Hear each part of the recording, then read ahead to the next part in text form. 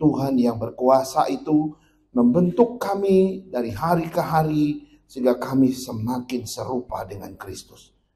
Berbicaralah kepada kami sore hari ini sekali lagi.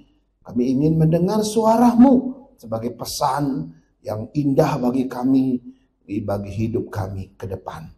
Berbicaralah dengan bebas bagi kami ya Tuhan. Roh Kudus bekerja ketika firman Tuhan ditaburkan. Hamba-Mu Kau urapi, kami semua diurapi. Dalam nama Yesus yang punya firman, kami berdoa. Amin. Amin.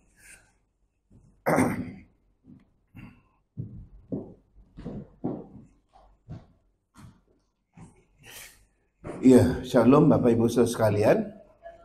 Shalom. Ya, kita bersyukur karena kita sudah memasuki bulan yang baru ya. Tapi sebelumnya mari kita mulai dulu dengan satu tema ya, integrity ya. Kita baca dulu satu bagian dari Alkitab dari 2 Timotius 3 ayat 1 sampai yang kelima. Ya, saya udah buat di depan, mari kita baca bersama-sama. 2 Timotius 3 ayat 1 sampai yang kelima. Demikian firman Tuhan, semua membaca. 2, 3. Ketahuilah bahwa manusia akan mencintai dirinya sendiri dan menjadi hamba uang. Mereka akan membual dan menyombongkan diri. Mereka akan menjadi pemfitnah. Mereka akan berontak terhadap orang tua dan tidak tahu berterima kasih, tidak mempedulikan agama, tidak tahu mengasihi, tidak mau berdamai, suka menjelekkan orang, tidak dapat mengekang diri, garang, tidak suka yang baik, suka mengkhianat, tidak berpikir panjang, berlagak tahu, lebih menuruti hawa nafsu daripada menuruti Allah. Secara lahiriah mereka menjalankan ibadah mereka, tetapi pada hakikatnya mereka memungkiri kekuatannya. Jauhilah mereka itu. Saudara, ini bulan baru, kita udah pindah ke bulan baru, maka kita juga pindah tema bulanan. Tema bulanan kita di April ini adalah integrity atau integritas, ya. Dan kita harus tahu bahwa kita akan bicara secara khusus nanti tentang integritas Kristen, gitu ya. Tapi yang perlu kita ketahui bahwa manusia ya tidak bisa hidup tanpa integritas. Integritas melekat di dalam setiap pribadi manusia. Ini yang harus kita tahu, ya. Nah, pertanyaannya apakah integritas kita tinggi dalam arti bagus atau integritas kita sedang biasa-biasa saja? Atau integritas kita rendah atau buruk sekali. Nah, ini kita akan bahas sepanjang bulan April. Nah, kita pecah dalam tema mingguan di dalam 4 minggu. Nah, seri 1 sampai seri yang keempat nanti kita akan lihat tentang integritas. Saya berharap kita tidak ketinggalan satupun dari itu. Nah, hari ini kita akan melihat secara khusus apa itu integritas, ya. Apa itu integritas? Apa saja arti, makna, dan definisi daripada integritas tersebut. Dan kita akan melihat apa yang melatar belakangi terbentuknya sebuah integritas diri. Ya, integritas diri yang kita punya ini gitu ya, itu asalnya dari mana? Gimana terbentuknya, gimana gitu ya. Dan nanti kita akan lihat apa pentingnya integritas itu buat kita. Nah, mari kita lihat satu persatu, saudara. Yang pertama adalah apa itu pengertian tentang integritas, ya. Pengertian tentang integritas. Saudara, dalam bahasa Latin kata integritas itu disebut integer, ya, integer gitu ya, atau integer yang berarti utuh atau lengkap, ya. Kalau ada sesuatu yang utuh, lengkap, nah itu orang yang berintegritas. Kalau saya lihat Wanda ini utuh orangnya, lengkap dia, ya. Baik secara fisik, secara mental, secara karakter, kepribadian. Wah, lengkap orang ini. Nah, itu orang yang berintegritas. Tapi kalau saya lihat Melisa, wah, ada ini yang gak lengkap nih. Satu sisi bagus, tapi sisi lain kurang nih karakternya, misalnya gitu. Maka itu kurang berintegritas, gitu ya. Sehingga akhirnya didefinisikan integritas ada suatu sifat keadaan yang menunjukkan kesatuan yang utuh gitu ya, dan lengkap, sehingga memiliki potensi kemampuan untuk memancarkan kejujuran dan juga kewibawaan. Itu akhirnya kita mengerti integritas seperti itu. Tapi itu baru dalam bahasa Latin gitu ya. Dalam Kamus Besar Bahasa Indonesia juga rupanya mengutip apa yang ada di dalam bahasa Latin. Juga mirip gitu ya. Integritas dalam bahasa Kamus Bahasa Indonesia, mutu atau sifat atau keadaan yang menunjukkan kesatuan yang utuh sehingga memiliki potensi dan kemampuan yang memancarkan kewibawaan dan kejujuran. Sama ya, kurang lebih begitu ya. Lalu dalam bahasa sebelum sampai ke situ ya, sehingga kalau kita melihat dalam kamus tadi itu, kita akhirnya bisa melihat seseorang yang memiliki kepribadian yang utuh dan berwibawa, dan itu dibuktikan lewat persis ya, lewat persisnya sama apa yang diucapkan oleh bibir dia dengan apa yang dia lakukan, apa yang ada di hatinya itu sama, maka itu disebut integritas. Karena dia jujur mulai dari apa yang ada di hatinya, yang dia rasakan, yang dia ucapkan, dan yang dia lakukan itu sama. Itu orang yang berintegritas. Nah, misalnya begini. Ada majelis nih, saya sebut saja majelis ya, kita ambil contoh majelis deh. Seorang majelis harus berpikiran seorang majelis. Berkata-kata seperti majelis, seorang majelis. Bertingkah laku majelis.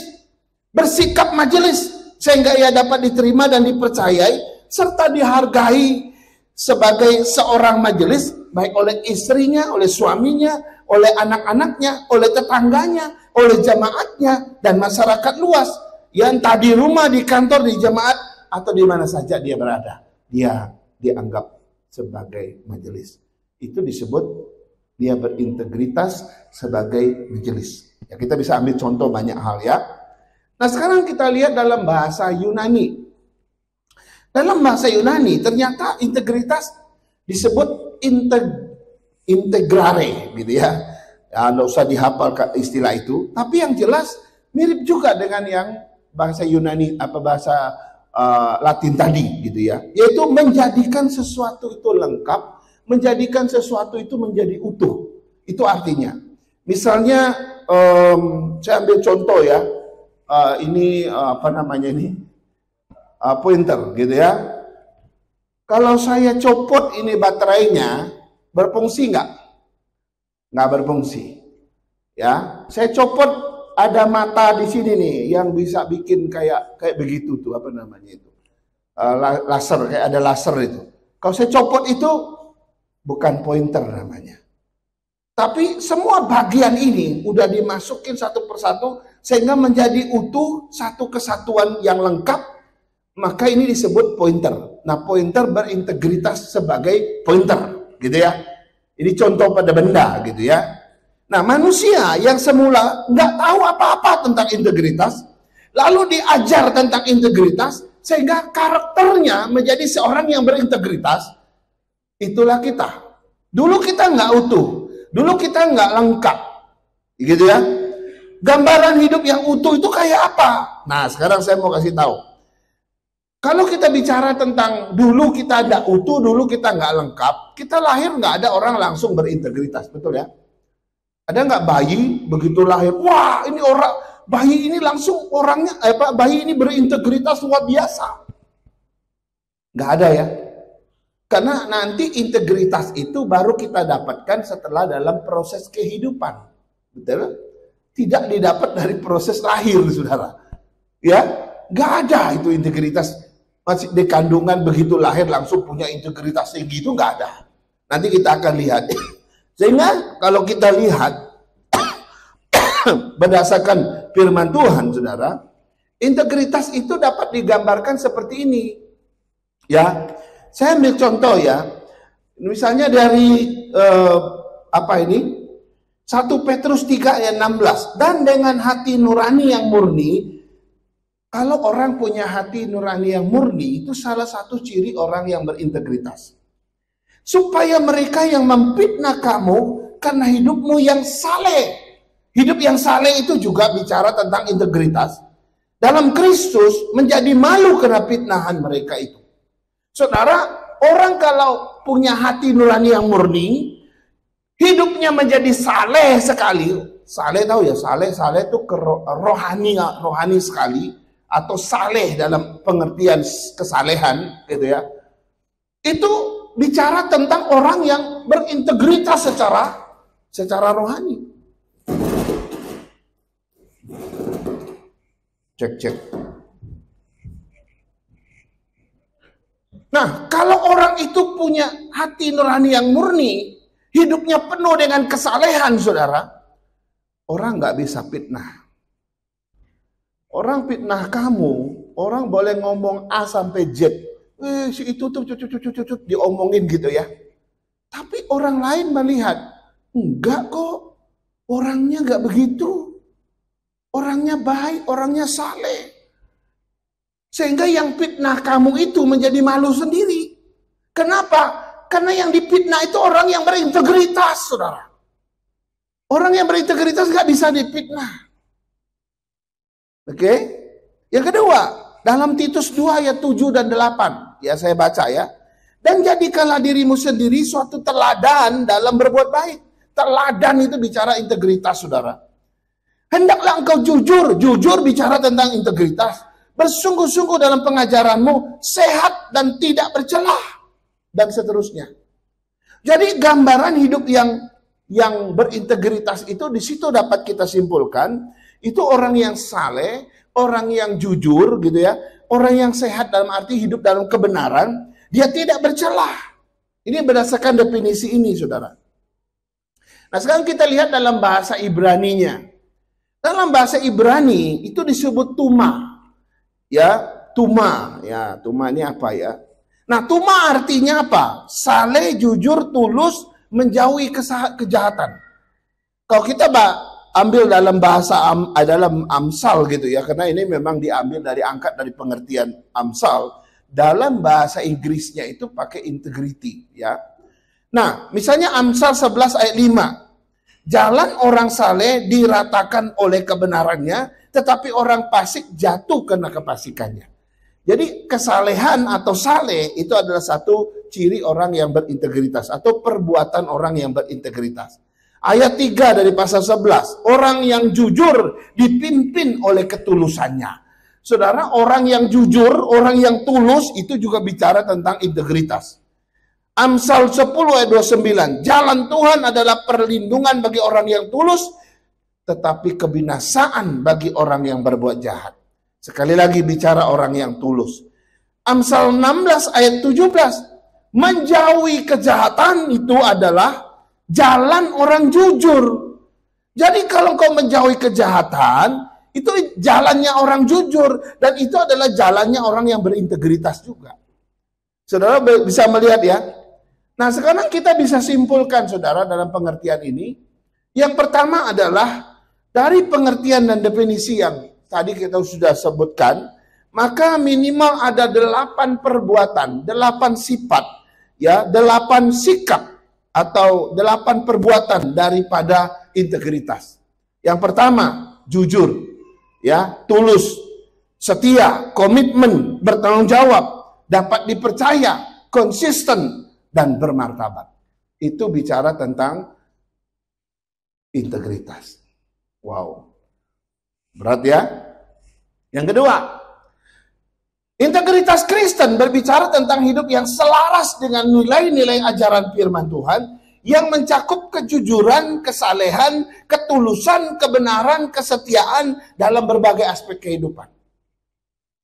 Sama kan? Mirip ya? Cuma satu sangat kental berdasarkan prinsip firman Tuhan atau nilai-nilai. Karena itu integritas Kristen itu sangat menolak yang namanya kebohongan, penipuan, apalagi. Sangat menolak yang namanya ketidakjujuran, ketidakbenaran, dan kejahatan dan berbagai macam kejahatan. Karena itu melawan integritas Kristen. Menarik ya? Nah, ini definisi daripada integritas. Ya, yang penting kita paham dulu aja. Oh begitu ya arti, makna, dan definisinya. Nah, sekarang kita lihat yang kedua, bagian yang kedua. Bagian yang kedua adalah latar belakang terbentuknya integritas. Ya, apa latar belakang terbentuknya integritas? Seperti yang saya bilang tadi, integritas tidak kita bawa sejak lahir. Integritas baru kita dapatkan dalam proses kehidupan. Oke? Ya, dari kecil kau belajar bagaimana hidup di dalam keluargamu dan sebagainya. Jadi, integritas baru dibentuk setelah seseorang lahir melalui berbagai macam bentuk proses kehidupan. Itu integritas. Ya. Karena itu saudara, John Maxwell pernah bilang ada 7 ya yang bisa mempengaruhi terbentuknya yang namanya integritas. Tetapi saya menyampaikan ada 4 faktor saja yang mempengaruhi terbentuknya integritas. Yang pertama, ya. Yang pertama, ini dia. Apa itu? Lingkungan. Saudara, lingkungan adalah faktor pertama yang membentuk integritas pada diri kita. Semua kita punya lingkungan, betul? Semua kita punya komunitas, semua kita punya yang namanya tempat tinggal. Semua kita punya yang namanya lingkungan sosial, oke? Semua ada lingkungannya. Gak ada di sini yang hidup di tengah hutan sendirian. Gak ada, kecuali Tarsan. Kalau Tarsan beneran ada gitu ya. Semua kita punya lingkungan. Jadi lingkungan adalah satu faktor yang pertama yang membentuk integritas diri seseorang. Nah, kalau lingkunganmu penuh dengan orang-orang yang baik, kalau lingkunganmu penuh dengan orang-orang yang jujur, orang-orang yang tulus, orang-orang yang bertanggung jawab, maka engkau akan dibentuk, dipengaruhi sebagai orang-orang yang seperti itu. Kau akan memiliki integritas seperti mereka, saudara. Bermartabat seperti mereka, berkomitmen seperti mereka. Saudara, kita dibesarkan dalam lingkungan yang seperti apa? Saya nggak tahu. Tetapi, ya, kalau engkau memiliki lingkungan yang penuh dengan orang-orang yang tukang tipu, tukang bohong, tukang copet, tukang perampok, ya mohon maaf, engkau juga akan dipengaruhi oleh sikap mereka, sehingga integritasmu menjadi jelek. Oke?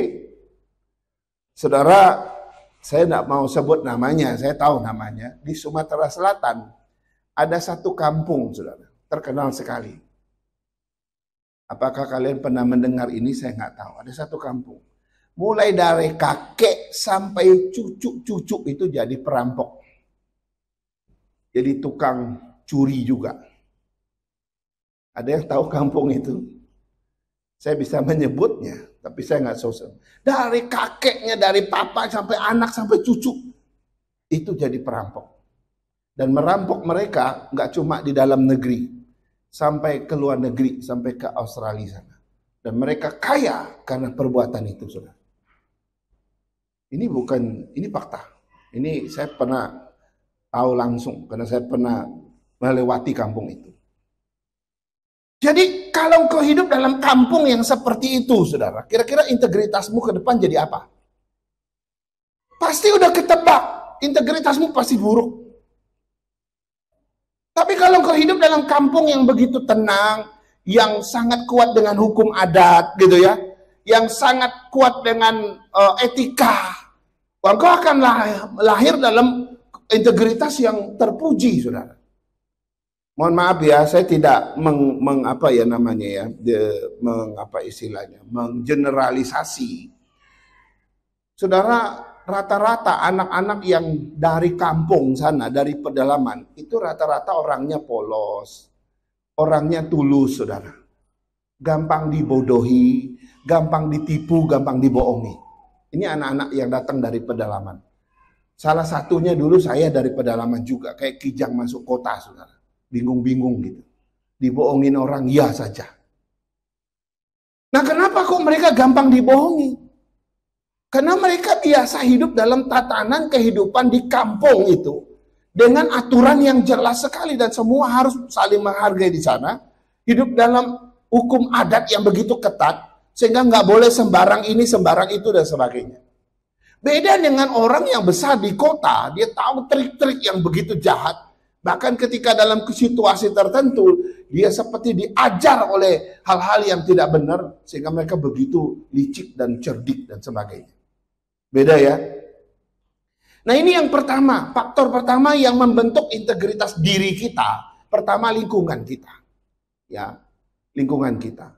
Saudara, ada seorang gembala muda dalam Alkitab kita. Dari sejak kecil dia mengasihi Tuhan.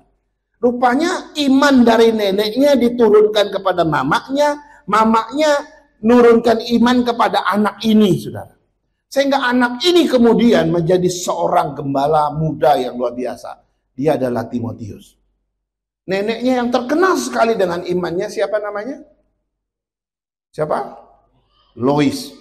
Mamanya yang juga terkenal sekali dengan imannya karena dapat anugerah iman dari seperti diwariskan kerohanian yang baik dari neneknya. Mamanya nama siapa? Eunike. Eunike ya, betul ya. Lalu lahirlah Timotius. Dia dibesarkan dalam lingkungan keluarga, saudara. Lingkungan keluarga yang begitu bagus, yang akhirnya dia mengenal Tuhan. Saudara kebayang nggak? Lingkungan itu penting sekali. Sekarang kita lihat faktor kedua. Faktor kedua adalah pendidikan. Faktor kedua yang membentuk integritas diri seseorang, itu adalah pendidikan. Nah, di dalam dunia pendidikan ini, kita dididik banyak. Ya, tentang pelajaran. Ada pelajaran moral, pelajaran tentang etika, tentang karakter, tentang keteladanan. Guru kita bahkan menjadi model kita gitu ya. Pelajaran tentang kerjasama dalam kelompok gitu ya. Bagaimana kita harus saling menghargai satu sama lain, harus jujur, adil, bertanggung jawab dan sebagainya. Ini semua kita tempuh di dalam dunia pendidikan. Ya. Nah, semua itu memberi contoh yang konkret bagi kita waktu kita jadi siswa dulu, waktu kita masih pelajar dulu, sehingga kita belajar mengerti bagaimana berintegritas, saudara.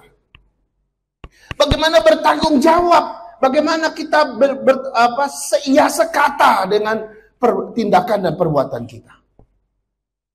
Waktu kamu sekolah dulu ada nggak temanmu yang bikin kesel kamu? Ada kan? Apalagi kerja kelompok tuh. Ya, kadang-kadang saya dengar Melisa dulu tuh kesel juga ya, kerja kelompoknya 5 orang, 6 orang yang kerja 2 orang saja, yang 4 orang main HP gitu ya, tapi hasilnya dibagi rata gitu. Coba, kesel kan?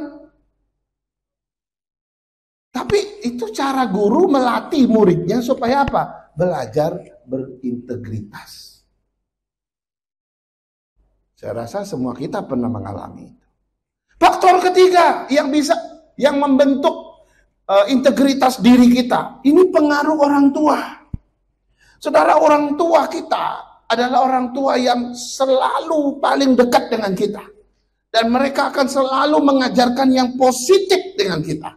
Sekalipun orang tua itu seorang penjahat besar. Dia tidak pernah mengajarkan yang jahat kepada anaknya. Penjahat besar saja, seorang ayah atau seorang ibu, pasti ngajarin yang baik kepada anaknya. Oke? Mereka mengajarkan kita nilai-nilai kejujuran kok. Mereka mengajarkan kita nilai-nilai tentang keadilan, kesetiaan, tanggung jawab, konsisten, disiplin, ya, bermartabat dan sebagainya. Orang tua kita nggak pernah kurang sedikit pun mengajarkan nilai-nilai itu, saudara. Itu supaya apa? Supaya anaknya tumbuh dalam integritas yang baik. Tidak hanya itu, orang tua juga yang sering menjadi teladan bagi kita. Banyak anak yang meniru ayahnya, meniru ibunya. Kenapa? Karena ayah dan ibu memberikan sikap dan teladan yang baik dalam perbuatan mereka dan sikap mereka. Selain itu, orang tua juga yang menegakkan disiplin atas kita. Ketika saya buat salah, papa saya akan disiplin saya.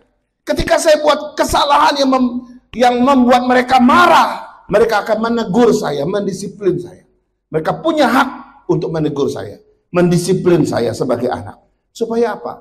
supaya saya belajar. Oh, itu nggak boleh ya. Aku harus belajar hidup dalam integritas. Kemudian mereka akan membimbing kita, menuntun kita kepada kedewasaan, di mana mereka ingin melihat anak-anaknya dewasa. Jadi ini faktor yang ketiga, saudara, yaitu faktor pengaruh orang tua. Nah, saya nggak tahu orang tua kita dulu mendidik kita kayak apa.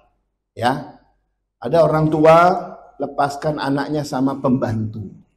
Saya lihat di YouTube beberapa hari yang lalu, ada seorang TKI Indonesia yang puluhan tahun kerja di Taiwan. Dia mau pulang ke Indonesia. Saudara, semua tuannya, mulai dari bapaknya, bosnya itu tuannya, istrinya, dua anaknya, nangis pelukin pembantu mereka ini, ibu ini. Saya baru tahu ternyata ibu ini sudah menjadi pengasuh atau asisten rumah tangga waktu si bapak ini masih anak-anak. Sekarang dia sudah punya keluarga, dia punya istri, dia punya dua anak. Si pengasuh ini lanjut lagi jadi pengasuh untuk dia setelah dewasa. Nah, setelah dia nggak kerja lagi, dia putuskan pulang ke Indonesia. Semua nangisin dia, saudara. Dua anak tuh, aduh pelukin dia kayak emaknya. Termasuk papa mamanya juga nangis pelukin dia. Kok bisa begitu? Itu adalah keluarga yang menyerahkan segalanya kepada pembantu. Termasuk mendidik anak pun kasih kepada pembantu. Banyak anak-anak, mohon maaf ini, banyak anak-anak di kota ini, saudara, di kota besar seperti Jakarta, yang retak dia punya integritas. Kenapa? Karena pendidikan tentang integritas itu diserahkan kepada pembantunya. Saya tidak menjelekkan pembantu ya. Pasti semua jelek gitu ya, enggak. Mungkin ada pembantu yang baik, tapi rata-rata pembantu itu tidak seperti ibunya sendiri bertanggung jawab. Sehingga keliru, saudara. Ya. Sekarang kita lihat faktor yang keempat yang bisa membentuk integritas diri. Yang keempat adalah pengalaman hidup, saudara. Saudara, salah satu pengalaman hidup yang sangat efektif, ya, yang sangat efektif membentuk integritas diri kita, itu pengalaman hidup yang pahit. Ya, pengalaman hidup yang pahit. Mungkin dulu, misalnya ya, mungkin dulu kita pernah gagal. Dulu mungkin kita pernah jatuh. Dulu mungkin kita pernah membuat satu kesalahan yang memalukan misalnya. Dulu saya pernah melakukan satu kejahatan yang hari ini saya menyesal misalnya. Saudara, pengalaman-pengalaman pahit itu betul memang kita nggak mau lakukan lagi. Tetapi itu bisa menjadi guru atau pelajaran yang sangat berharga untuk membentuk integritas seseorang. Saudara, orang yang pernah ketangkep polisi karena korupsi, setelah dia keluar dari penjara 10 tahun kemudian, dia pasti lebih berintegritas. Dia tidak mau korupsi lagi. Kecuali memang orang itu nggak tahu diri. Ada orang memang berkali-kali keluar masuk gitu ya, ada. Tapi saya nggak ngomong itu karena sedikit sekali persentasenya. Tapi orang kalau udah ketangkep polisi, dipenjarakan 10 tahun, keluar dari itu dia pasti lebih berintegritas. Kita berdoa saja suaminya Dewi Sandra supaya nanti kalau di penjara ya minimal nanti setelah itu dia berbisnis lebih baik dan lebih jujur, lebih berintegritas. Karena ini sudah jadi berita ya, sudah jadi berita. Saudara coba lihat gitu ya. Karena itu kita jangan terlalu marah, emosi dengan pengalaman pahit di masa lalu. Jangan-jangan Tuhan pakai itu untuk membentuk saya untuk menjadi lebih berintegritas. Pengalaman pahit apapun, saudara. Ya, untuk anak muda, pengalaman pahitmu apa? Untuk bapak-bapak, ibu-ibu, keluarga, pengalaman pahit kita apa? Semua itu bisa membentuk kita untuk jadi lebih berintegritas dalam hidup kita. Nah, ini adalah 4 faktor yang membentuk integritas diri pada hidup kita sebagai manusia. Nah, sekarang kita masuk di bagian yang ketiga, yaitu pentingnya integritas. Apa sih pentingnya integritas? Ini bagian yang terakhir.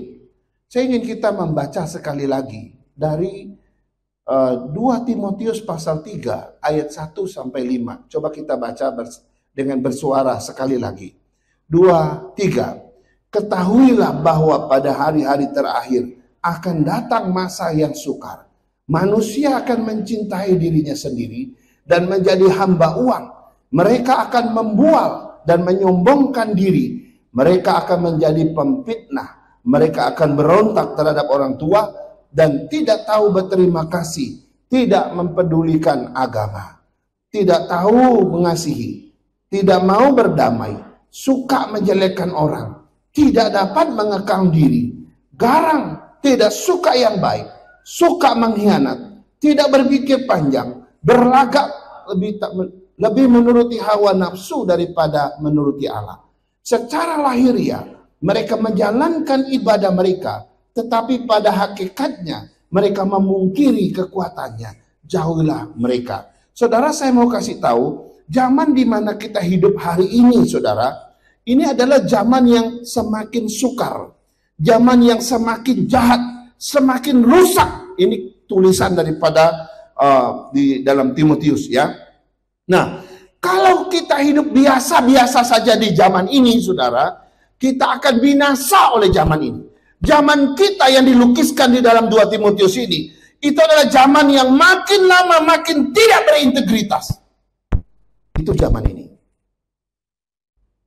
Kalau dunia kita makin lama makin tidak berintegritas, kita pilih yang mana?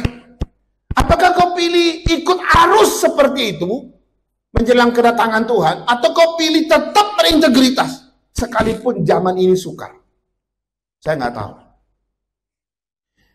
Manusia makin bertambah rusak, bertambah jahat, bertambah tidak berintegritas menurut ayat ini.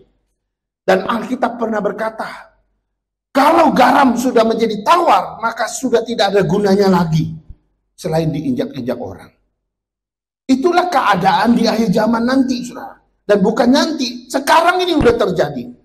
Inilah yang disebut integritas akhirnya menjadi sangat penting bagi kita.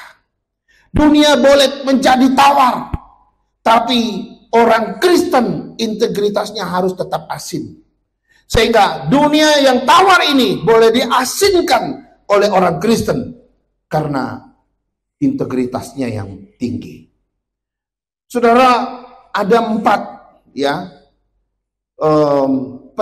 alasan pentingnya integritas. Ada 4 alasan pentingnya integritas. Kenapa sih integritas itu penting? Selain situasi dunia kita makin rusak, makin sukar, makin tidak berintegritas, maka alasan pentingnya berintegritas itu adalah sangat penting. Yang pertama, ini dia. Integritas adalah dasar kepercayaan orang terhadap kita. Saudara, saya mau kasih tahu. Kalau kan kita paling senang dipercaya. Saya mau tanya, kamu senang dipercaya orang atau senang tidak dipercaya orang? Mana yang kita suka? Pada umumnya manusia suka dipercayai. Dan salah satu ciri orang yang berintegritas adalah pasti dipercaya orang. Ya.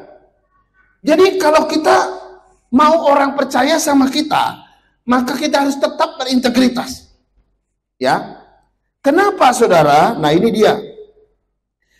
Karena orang baru bisa percaya sama kita kalau kita berintegritas. Karena integritas adalah dasar orang bisa percaya kamu. Oh, kamu nggak berintegritas, nggak ada dasarnya orang percaya kamu.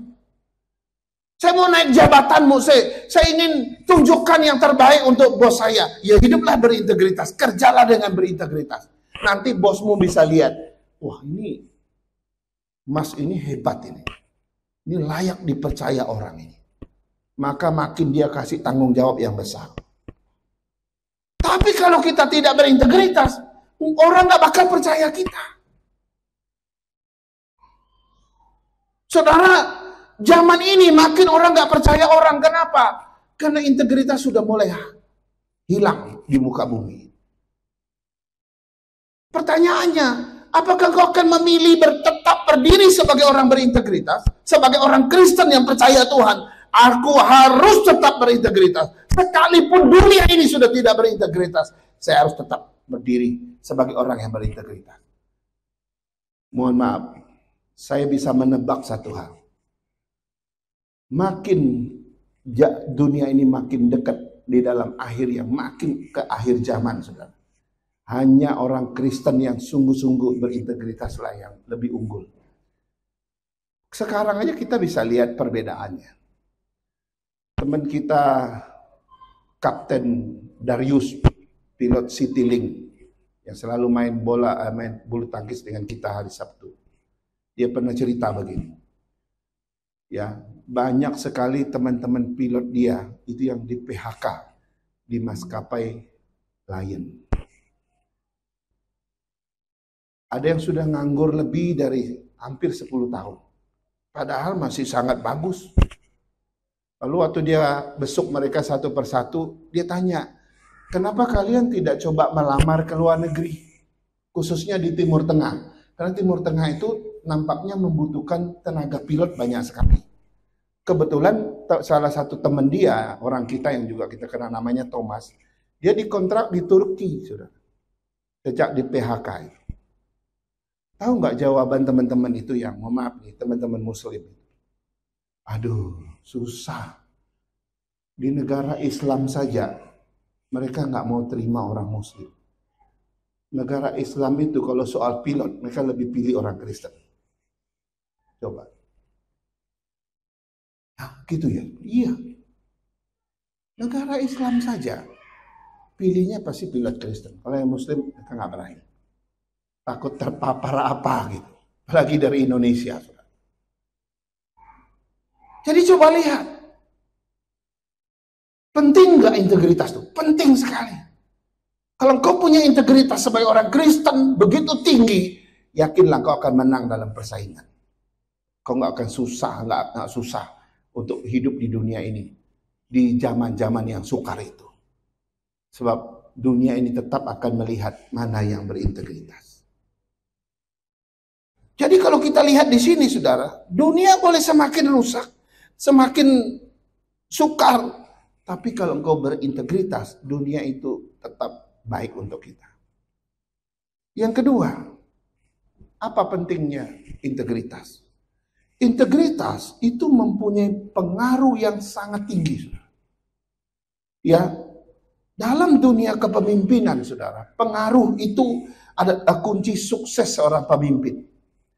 Tetapi pertanyaannya, dari mana pengaruh itu berasal? Ya, pengaruh itu berasal dari integritas diri seseorang. Kalau kau punya integritas diri yang tinggi, maka kau akan memiliki satu pengaruh yang besar. Nah, kalau kau punya pengaruh yang besar, kepemimpinanmu akan menjadi sukses. Jadi pengaruh itu berasal dari integritas diri seseorang. Yang di dalam dunia kepemimpinan begitu. Tapi kalau kita nggak punya integritas, saudara, maka engkau tidak akan punya pengaruh. Dan kalau sudah tidak punya pengaruh, kau nggak mungkin memimpin dengan baik. Jadi satu-satunya yang dapat mempengaruhi orang lain, itu integritasmu. Gak usah bicara deh. Orang bisa lihat seluruhnya, totalitas kehidupan kamu. Ini orang berintegritas. Orang kepercaya. Dan orang akan dipengaruhi. Pengaruh yang kita berikan bukan dari kekayaan harta kita yang banyak, bukan. Bukan dari kedudukan kita, bukan dari popularitas kita, bukan dari nama besar kita, bukan. Tapi berasal dari integritas. Menarik ya. Sekarang kita lihat yang ketiga. Pentingnya integritas yang ketiga adalah integritas itu menghasilkan reputasi yang baik. Reputasi itu artinya apa? Reputasi itu artinya ini, pandangan terhadap seseorang bahwa orang itu memiliki kualitas dan prestasi yang baik. Tapi reputasi bisa jadi baik, bisa juga jadi buruk. Kalau orang itu punya karakter, punya prestasi, punya kualitas yang jelek, maka reputasi yang lahir adalah jelek terhadap orang itu. Tapi kalau orang itu punya kualitas, punya prestasi yang baik, maka reputasi yang lahir itu pasti reputasi yang baik. Jadi integritas dan reputasi itu dua hal yang saling berkaitan. Kalau integritasmu baik, tinggi, maka yang lahir reputasimu juga baik dan tinggi. Tapi kalau integritasmu jelek, rendah gitu ya, maka yang lahir juga reputasimu yang jelek, yang juga rendah atau buruk gitu. Kalau kita nggak punya integritas, jangan harap punya reputasi yang baik. Siapa yang nggak senang punya reputasi? Orang kalau memuji seseorang, apalagi itu pejabat, seorang bapak ini begitu ya, yang memiliki reputasi yang baik. Wah, itu bangga sekali. Berarti orang itu pernah kerja dengan kualitas dan prestasi yang baik. Karena integritas dia. Dunia ini boleh makin buruk, tapi orang percaya harus tetap berintegritas dan tetap memiliki reputasi yang baik. Amin, saudara? Amin? Amin? Reputasimu harus dipertahankan, tetap baik. Dunia ini reputasinya makin buruk, tapi kita sebagai orang percaya, reputasi harus dipertahankan. Yang bersumber dari integritas. Yang terakhir, yang keempat. Apa pentingnya sebuah integritas? Integritas juga melahirkan keteladanan yang bersifat menular. Saudara, zaman kita sekarang ini terjadi yang namanya krisis keteladanan. Jangankan di dalam dunia kerja, di dunia pemerintahan, di dalam keluarga saja, saudara, kita mengalami namanya krisis keteladanan. Kita mau cari orang yang bisa jadi teladan itu susahnya luar biasa. Dalam satu hal bagus, tapi dalam hal yang lain dia buruk gitu. Jarang sekali ada orang yang bisa menjadi teladan dalam segala aspek, itu jarang sekali. Sehingga ini disebut sebagai krisis keteladanan. Mohon maaf, para pendeta, para hamba Tuhan pun mengalami hal ini, saudara. Ya, mengalami hal ini. Saya dengar yayasan sekolah kita yang di Belitung terpaksa di satu cabang kita tarik guru-guru itu. Karena taruh guru di situ baru setahun mengundurkan diri. Taruh lagi baru 8 bulan mengundurkan diri. Sekarang setelah dicek ternyata pendetanya yang bermasalah. Tidak berintegritas terhadap mereka. Mereka merasa ditindas, mereka merasa disemena-menakan. Padahal tugas utama mereka bukan di situ. Itu di yayasan sekolah. Hanya kami yayasan bilang, udah kalau gitu tarik semua, biarin dulu. Sampai mereka ubah sistem mereka. Loh, pendeta sendiri bisa begitu. Bisa begitu enggak? Bisa. Tidak bisa menjadi teladan. Sebenarnya kalau diurut, saudara, keteladanan itu berasal juga dari integritas kita. Integritas yang sudah retak, integritas yang sudah rusak, sulit sekali menjadi teladan. Ya, orang juga susah meneladani kita kalau integritas kita sudah rusak, sudah retak. Kalau kita mau memperbaiki keteladanan kita, maka yang pertama harus dikerjakan apa? Perbaiki integritas kita. Nah, kalau integritas kita sudah baik, sudah bagus, barulah kita bisa menjadi teladan kembali, saudara. Jadi keteladanan yang lahir dari integritas itu bersifat menular. Orang lain melihat teladanmu, dia juga akan mengikuti teladanmu. Dan dia akan belajar seperti engkau juga untuk bisa menjadi teladan. Itu menular, saudara. Kalau ada satu orang bisa menjadi teladan di sini, saudara, saya yakin pelan-pelan kita akan tersedot oleh orang itu. Dan kita semua akan melihat kepada orang itu. Dan kita semua berorientasi pada orang itu karena keteladanannya yang luar biasa. Akhirnya kita akan ikut. Itu teladan. Nah, teladan yang bisa demikian itu bersumber dari integritas yang tinggi. Terakhir sekali saya ingin akhiri dengan pendapat para tokoh Kristen tentang integritas, saudara. Yang pertama namanya C.S. Lewis. Dia berkata begini. Integritas adalah melakukan hal yang benar, bahkan ketika tidak ada orang yang melihat. Tahu integritas? Misalnya kita di depan bos gitu ya. Orang kalau di depan bos, di depan atasan, wah kita melakukan, kita seolah-olah jadi rajin deh.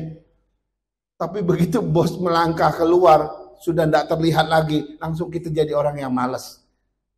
Yang tadi disuruh tuh, nanti aja besok pagi bisa saya kerjakan.